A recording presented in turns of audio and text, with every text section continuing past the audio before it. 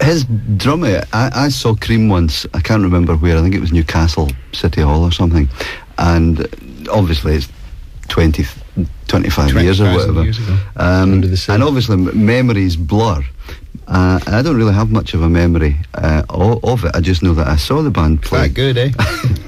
I've seen a lot since, and watching Ginger up there, his drumming seemed so simple. Just a little kit, fairly simple, and yet the amount of noise he makes. Yeah. Has it changed from when you played with him 25 years ago? I would say he doesn't play quite as intensely as he did then. But I think a lot of that is to do with the fact that we have much better equipment, good PAs and so on. You don't have to. The great thing about Ginger's playing is that he's not a basher, he doesn't bash out backbeats all day, which that can be fine. Somebody like Charlie Watts, for instance, that's all he does. He doesn't really do much else. He'd be the first to admit that, but he has a really nice kind of feel on that.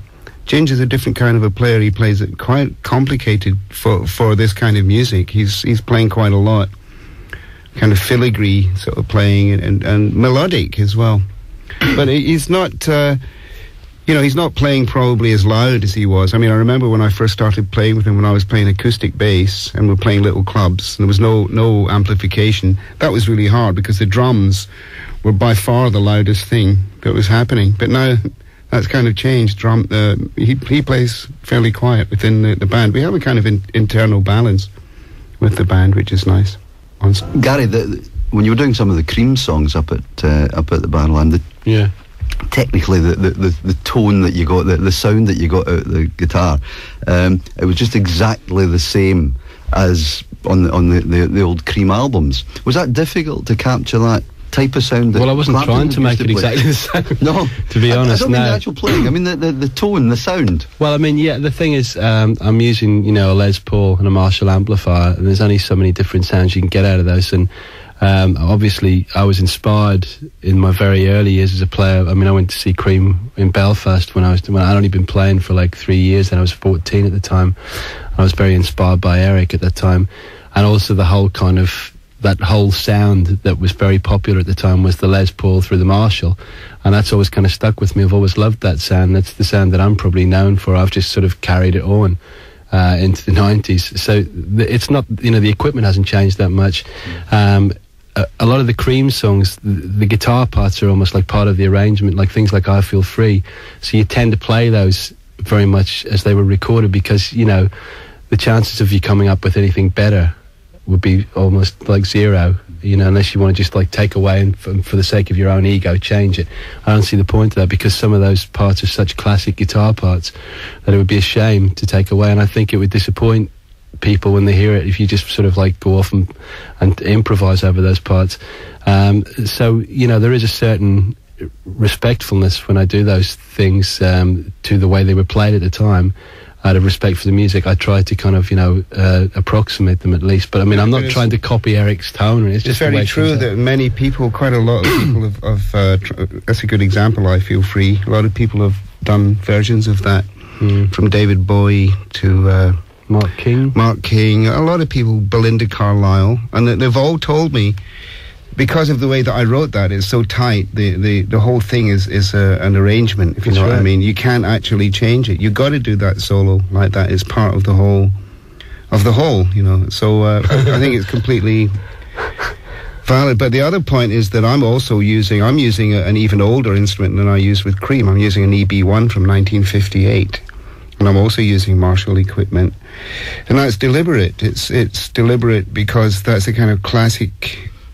It's a classic sound, Normally, I would be with my own stuff in the past. I've been playing fretless bass and very modern basses, but it's nice to go back and use those old things, because they, in a sense, it's almost like if you have something like a string quartet. You've got a couple of fiddles and a viola and a cello, and that's what it is. So what we're trying to do is to carry on this classic thing that happened to exist at that time, and those instruments were a lot of the reason why Hendrix or Eric Clapton or anybody played in that way, because the instruments lent themselves to those sounds, you know, and that's what we're doing.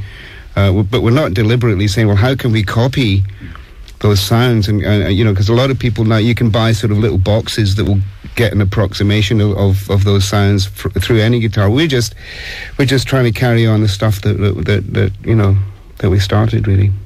The track we're going to play out with is, in my opinion, one of the outstanding songs on the album. Why Does Love Have to Go Wrong? Could you just tell us a bit about that song just before we play out on it, Gary? No, don't let me talk about it. Well, I mean, the thing about writing the songs on this record, it's been like totally different for me because, and for Jack, I'd imagine, because there have been occasions where we've actually written for each other in a funny sort of way. And that song, when I had like a sort of a chord sequence and stuff, and I mean, to consider Jack's voice, you know, was one of the prime things. So the melody line and everything, it's like tailor-made for Jack's voice.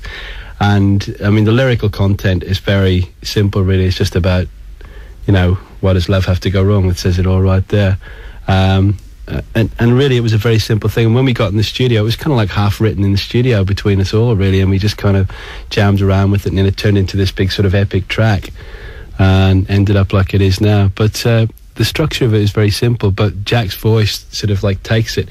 It's quite similar to an old Cream song in so much as We're Going Wrong. You know, it is similar in that Jack has this very like folk song as well. Yeah, you know, that's the thing. So there are similarities there, and because Jack's voice just sort of like sails over it, and it has that very fluid, gentle style of singing, so very long sustained notes at the end of each line, takes it into that area. But yeah, I mean, it's one of my favourite tracks from the album too.